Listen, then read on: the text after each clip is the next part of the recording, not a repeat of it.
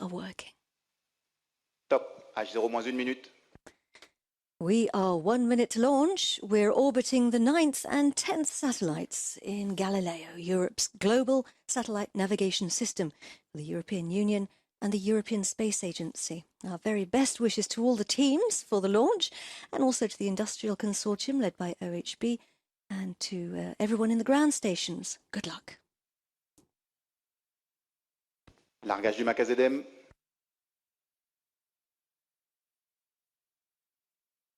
À tous de DDO, attention pour le début de la séquence d'allumage lanceur. Top, à 0 moins 20 secondes. Largage du MAVKM. Allumage triétage. À tous de DDO. Attention pour le décompte final. 10, 9, 8, 7, 6, 5, 4, 3, 2, 1. Top. Et décollage VS12.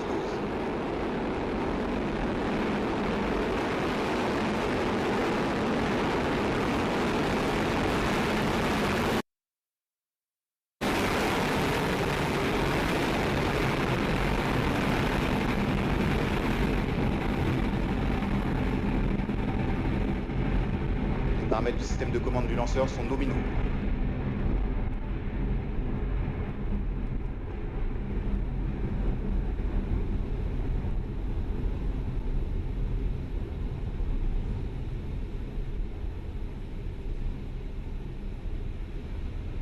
La stabilisation du lanceur est correcte.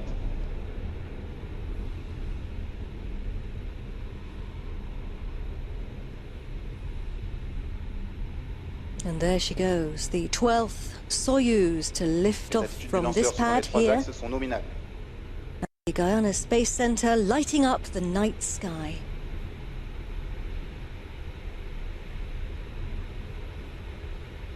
Hauling itself against the gravity of our planet. Delivering a total thrust, the equivalent of 3 Airbus 380s. Pretty impressive. Powerful stuff. Le vol est nominal. Les paramètres de structure du lanceur sont nominaux. He's telling us that everything's normal and going according to plan. Right now the boosters are doing all the work. They give us a short boost to get us away from Earth. They're delivering 80% of that thrust right now. Look at the bottom of the screen. He's saying everything's going as expected. Down at the bottom, the altitude on the bottom left is 38 kilometers above the Earth. The distance is the distance from the pad, if you were to draw a line. And we can see those boosters falling away there. You might have just noticed 4 dots. And there we get some images from a previous launch when we had cameras on top of the launch vehicle on Soyuz. See how those boosters twist and turn as they fall back to Earth. It's all part of the plan. So we're now burning the main... he says that everything's correct after the separation. So we're burning the main core stage. It's called the Block A in the business, and that burns for just under 5 minutes. A word about the confirmations that we're getting from Joël Egalji. You can see him there on the right-hand side of the screen. We get the actual confirmations slightly after the milestones occurred, sometimes because information has to go via Moscow. So we see the key moments as they're scheduled to happen, and it sometimes takes a little bit of time for that information to get to us. So, Edward's just come back into the commentary box. So how did that feel, watching your satellites? It was incredible, Katie. I have the adrenaline up to my head. It was a beautiful view. The sky was completely clear, and I could even see the separation of the boosters happening above us. It was, I've been working on this program now since 13 years, and to see this way beautifully the rocket going up is an amazing experience. And now we are losing the fairing, which we don't need anymore because we are out of the dense part of the atmosphere, so there's no friction. And we can see your satellites for the first time. What are we looking at? Indeed, the golden structure you see is the frigate upper stage, which later on will deliver the satellites from the lower orbit in which the Soyuz will bring it to the higher orbit. You see also very well now the satellites with the where you see the black circle in the middle is the navigation antenna. The antenna above that is the search and rescue antenna, and on the side you see very well the solar arrays, which of course now are folded up, and later on we'll need to deploy. And they will open up just like a butterfly. Indeed. Coming out of its cocoon. And in the middle you see the dispenser to which the satellites are attached. And here we have the scheduled moment when we Début des opérations au profit du bloc I. when we ignite the third stage and separate the second stage. And there you see the latticework structure that attaches those, or is Allumage between bloc I, those extinction bloc A et séparation. two stages being jettisoned. So Largage de la section arrière. So this is your 7th launch on board Soyuz for the Galileo constellation, and this was the launch 5.5 minutes ago. Lifting off from the pad here on the Bonne edge stabilisation du lanceur suite à séparation. of the Amazon rainforest and the Guyana Space Center. Acquisition de la télémesure par la station navale. He's announcing that we have now received the signal at the SNA tracking station with the naval boat. We have a new facility here at the Guyana Space Center. It's called the Frigate Fueling Facility, or F-Cube. This mission's the first time we've used it.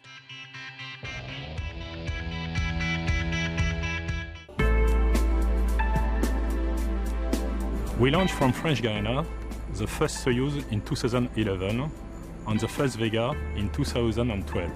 Then we started the exploitation of the 3 launch vehicles, Ariane, Soyuz and Vega. Our launch rate capacity increased from 7 launches a year to 12 launches per year.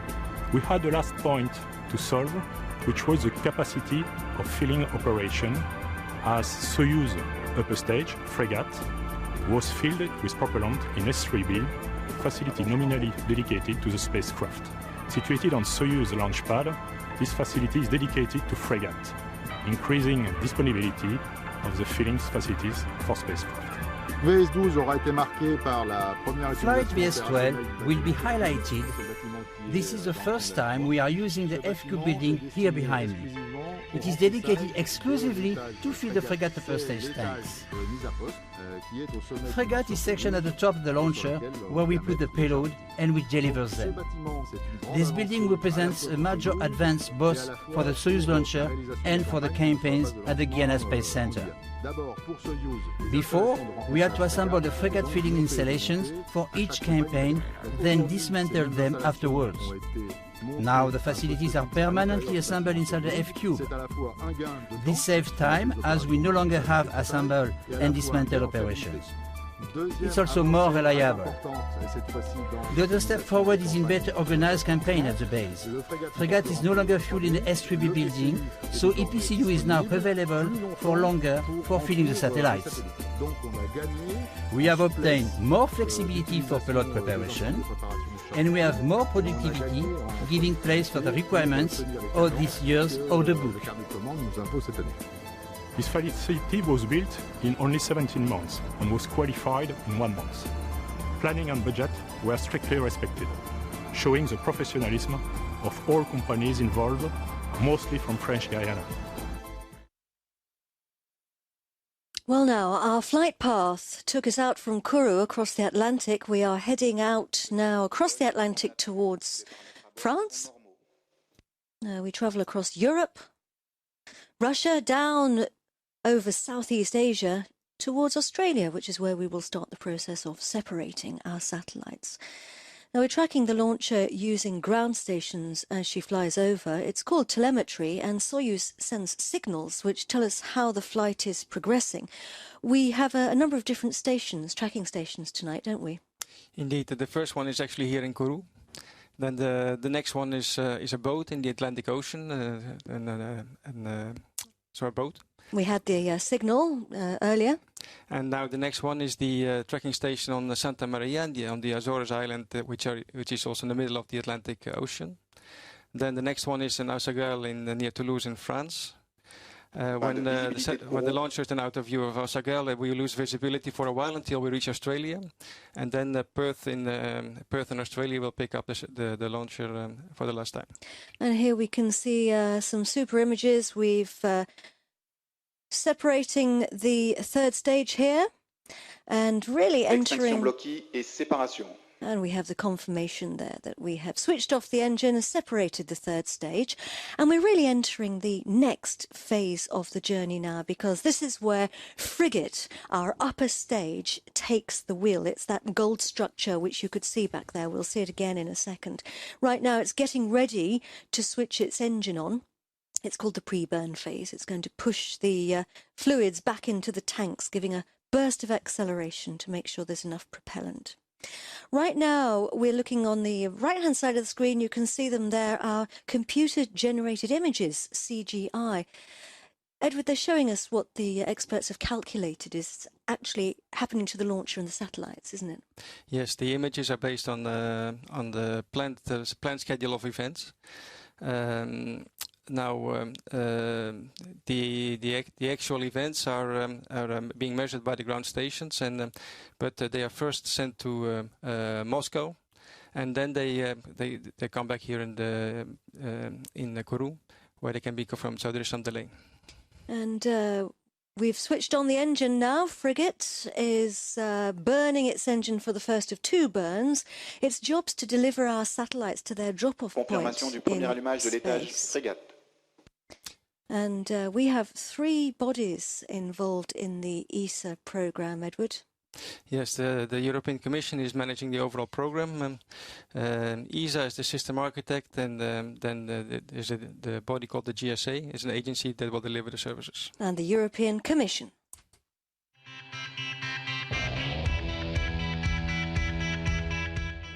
Ladies and gentlemen, 6 months ago, I confirmed the commitment of the Commission to make the satellite navigation program Galileo a tangible reality. Today, I am pleased to announce that the second launch of Galileo satellites in 2015 has just been performed. 1/3 of the Galileo constellation is now in space. This is an important milestone on the way leading to a fully deployed constellation of satellites and services by 2020. I am proud to say that this has been achieved thanks to the fruitful combination of a clear European political commitment with Europe's state-of-the-art technology and engineering expertise. I want to thank here all who contributed to this success, notably the project teams of our space industry, of the European Space Agency, of the French National Space Agency in Kourou, and of my Directorate General at the European Commission. Thank you for your attention.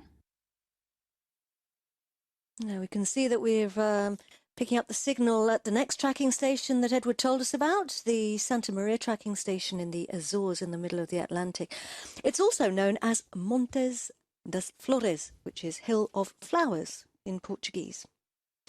The Galileo program, Edward, it started over 10 years ago. What's happened over that time? A lot. We launched first in 2005 and 2008 from Baikonur in Kazakhstan, the 2 Jove experimental satellites.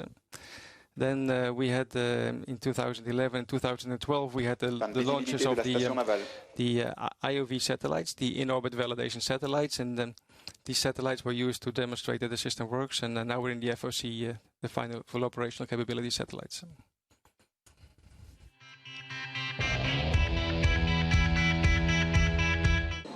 At the European Spaceport in Kourou, French Guiana, Galileo Sat 9 and 10 are being prepared for launch in their dedicated clean room. Soon, both satellites will be launched into orbit on top of a Soyuz launcher. Of this kind will never be a routine operation, but the mass production and frequent launches of Galileo satellites prove what a well-oiled machine the program has become. With now so many satellites in orbit, the system has the capacity to really show what it can provide. Already validated with a mini constellation of 4 satellites, Galileo showed it was performing beyond expectations. But now, with several years of operations and more satellites in orbit, the return of experience is still very good. We have a good return of experience of the ground and space segment elements we have deployed so far. So we are very confident for the future. We have to carry on deploying the remaining elements of satellites and ground elements. And we are confident in order to reach for next year a capability which will allow actually the program to start providing the first services. With first services soon to be operational, it's important to note that the complexness of Galileo does not lie within the individual satellites, but rather in the vastness of the system and its synchronization. Galileo is indeed comprised of a constellation of satellites associated with a huge ground segment, a network of stations deployed around the Earth and designed to manage the satellites and to check the positioning signals. With so many stations worldwide, this network is surely one of the most sophisticated systems ever built by Europe. However, as in space, operations on the ground are now becoming mature. The ground segment of Galileo is deployed worldwide. We have 2 main control centers in Europe and a network of ground stations deployed all over the world. The ground segment is fairly complete. We are currently deploying the main elements of redundancy, mainly in the control centers, in order to have a full backup capability and to achieve the robustness which is necessary for the operations. Now, with the ground segment almost completed and the constellation partly built, the challenge for Europe is to continue the deployment and keep on launching more and more satellites like Galileo Sat-9 and 10. Europe will also have to show that the system can deliver the services expected in 2016, with half of the satellites up and running. The challenge for Galileo in the next months is not anymore in achieving the technical performance, but is in achieving all what is necessary to operate a very large distributed system in space and on ground, consisting of many elements which are largely unmanned, and they have to be controlled from the control centers, and to be able to automatize all the operations and to be able to achieve the robustness and the stability of the system that will be expected by the users. The Galileo system will reach its full operational capability when there are no less than 24 satellites and 6 as backup, circulating Earth in 3 orbits at an altitude of 23,222 kilometers. By then, Europe will have its very own satellite navigation system, and it will provide high-quality positioning, navigation and timing services to users across the world. An ambitious goal, but one that Europe is ready for.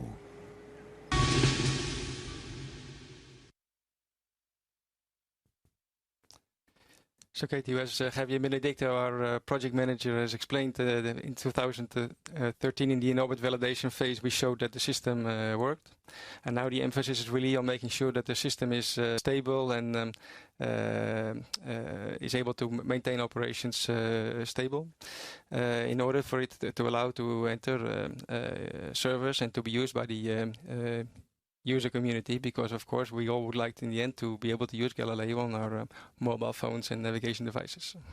Absolutely, and it's incredible when you think that only 10 years ago, when this was first conceived, the idea of us having navigation on our mobile phones was well, very novel, to say the least. The organisation which will implement the services for Galileo is called GSA. They've developed some new receivers.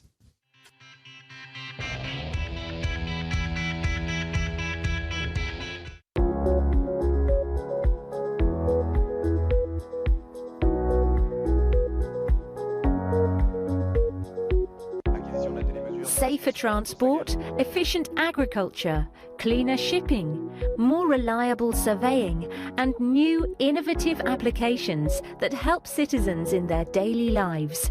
Galileo will have the power to do it all. But linking Galileo to user needs requires an all-important cornerstone: the receiver. Receivers act as a prism, translating navigation signals sent by satellites into a wide array of positioning and timing services. Many of the leading industry players already have commercial products that are ready to use Galileo. Today, almost 40% of receiver models on the market are Galileo-enabled, and more than 60% of available receivers integrate EGNOS. Since 2009, the European GNSS agency has been working closely with chipset and receiver manufacturers to ensure Galileo will be used to its full potential. This work includes technical workshops, sharing of Galileo updates, co-marketing and management of dedicated funding for receiver development. The receiver is the key enabler through which all the signals are translated in services. As support to Galileo receiver development, the GSA has been coordinating a comprehensive testing program in cooperation with two testing centres, the Joint Research Centre and the European Space Agency. There's always a little bit of room for interpretation if you get an interface specification for a new system. By testing early, we were able to resolve a few ambiguities, ask questions and make sure that everything works once the system is fully deployed. These tests were conducted by the Joint Research Centre for Professional Receivers and the European Space Agency for Mass Market Receivers. We are testing them as this full set of receivers, all under the very same conditions, testing all the Galileo bands, testing the coexistence with GNSS systems like GPS, and also testing what is the impact of certain type of unwanted emissions or signals like interference. No? What is very good about this campaign is that we have been in very, very close contact with the manufacturers. We have spoken to the very people that develop the firmware for the receiver. Most of them kept in touch. They want to be kept in the loop. It's a campaign that is anticipating the future and preparing all of us to a better navigation experience. We want to gain a better understanding of how the Galileo signals are used. Also, we want to understand whether there is enough information on the system so that the features of Galileo can be exploited to the maximum extent. In the last year, we have performed many tests, like 460 hours of tests in the laboratory with 9 receivers and 91 hours of live tests in the field. A broad range of tests verified how different receiver models use the Galileo signals so that manufacturers can update their technology and get the most out of Galileo's increased accuracy and reliability. We of course participated in this joint test campaign that I want to say was very successful. Making the results of the tests available to our customers will also help adoption of Galileo. GSA in the last few years have been investing more and more in an open dialogue with chipset and receiver manufacturer. By paving the way for Galileo to be fully integrated into new generation receivers, we can ensure that Galileo signals enable a wide array of new applications and services.